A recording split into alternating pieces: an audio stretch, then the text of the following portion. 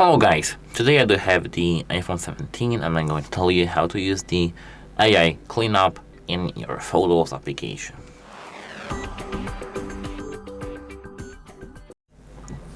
So at first you need to open the Photos application and tap Library.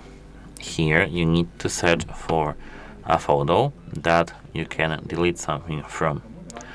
Let be, for example, this photo of the flower.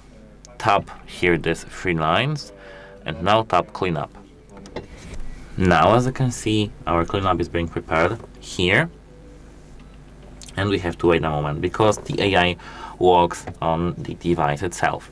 You need to select using this brush, as you can see, the thing you want to delete, and now as you can see, AI automatically recognize what you want to delete. Let me just decrease the brightness also so you can see anything on the screen, and now it disappeared. As you can see, it works like it works because this is only the Apple Intelligence, and it works locally on the device, and we can't really make it better.